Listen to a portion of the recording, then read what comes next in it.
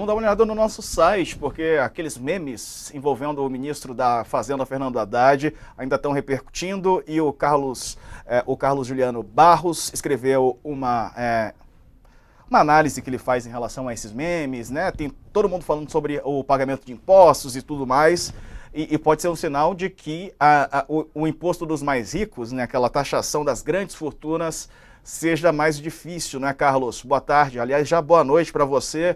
Que você nos conta, né? Pelos indícios, essa segunda fase da taxação parece que vai ser mais difícil, atingir aquela chamada justiça tributária, né? Boa noite.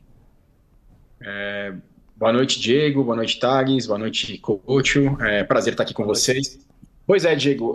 Enfim, na última semana a gente, né, assistiu a essa enxurrada de memes aí contra o ministro Fernando Haddad.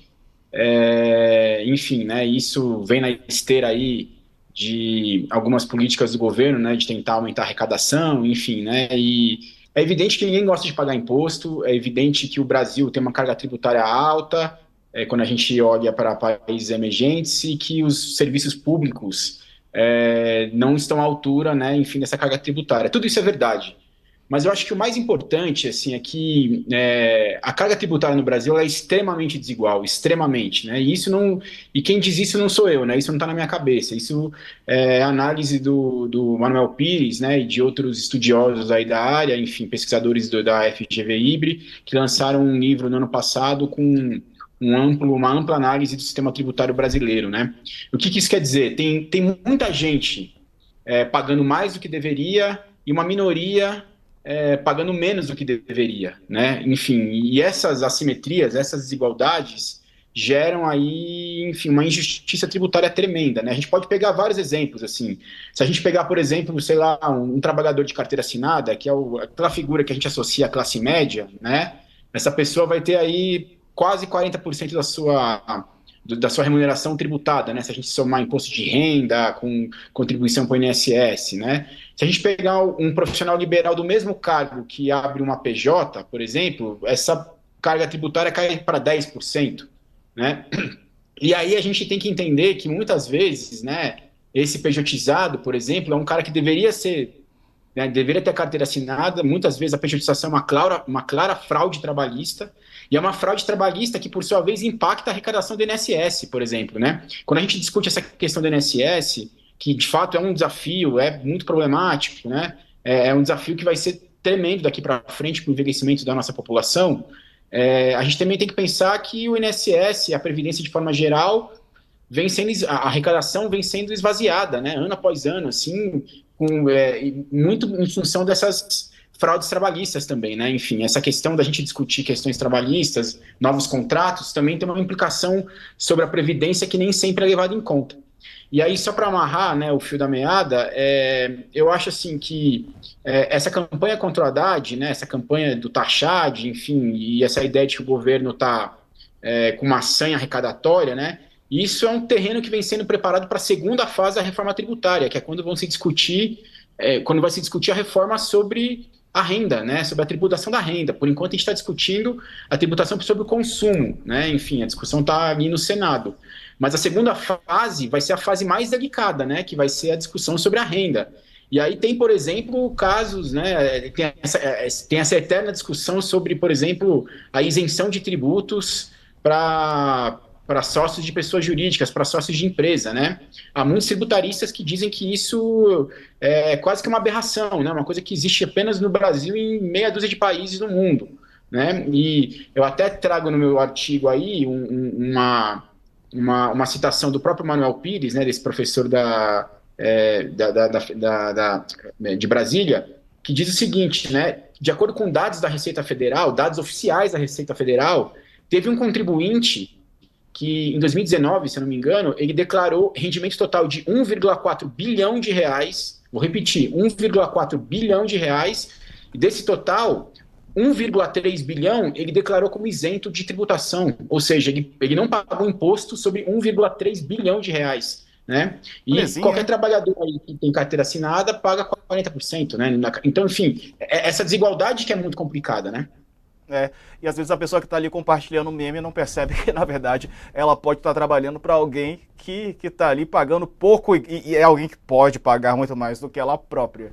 Mas ela está compartilhando o meme, né?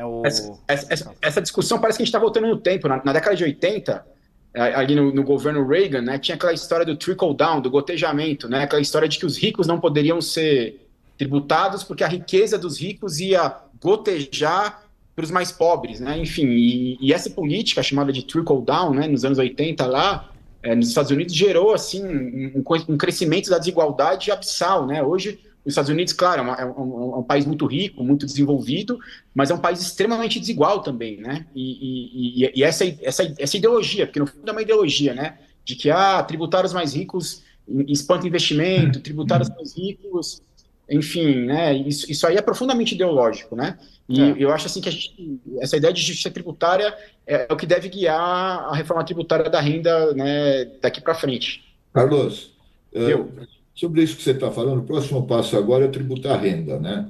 Essa campanha toda que está sendo feita contra o Haddad, e que não é coisa de amadores, é claramente uma coisa profissional, né, industrial.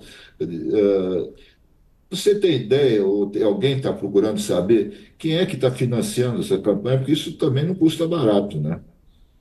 Pois é, até saíram umas matérias dizendo que isso era uma campanha espontânea, que não havia um comando, né? Enfim, eu acho difícil também, né?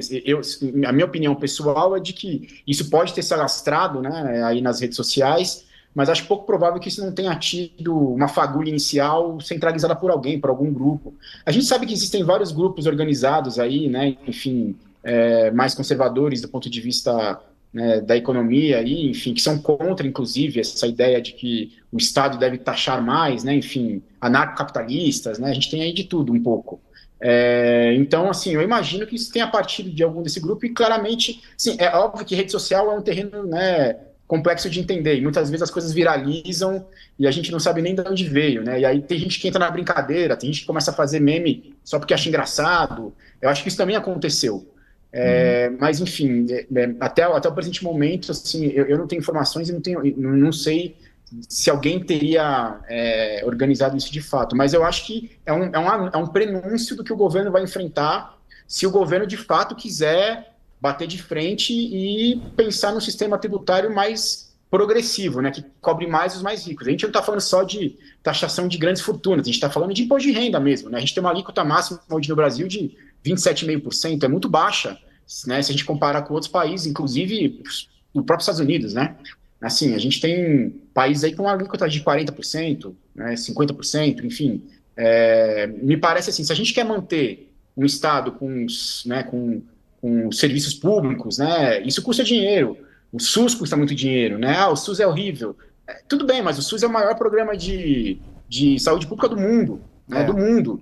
O SUS é horrível? Mas seria muito pior sem o SUS, infinitamente pior sem o SUS. A Previdência dá muita despesa, é verdade, mas a gente vai fazer o quê? Vai sacrificar 27 milhões de aposentados que ganham um salário mínimo, R$ 1.400 por mês, a culpa é deles? A culpa é do aposentado que ganha R$ 1.400 para pagar as contas no fim do mês? Assim, é uma questão de prioridade mesmo, né? Assim, a gente vai se importar mais com o salário mínimo do aposentado que ganha 1.400 ou com o bilionário que tem 1 bilhão e 300 mil isentos de imposto, né? Enfim, acho que é uma questão de prioridade. Exatamente. Legal. Ponto de vista.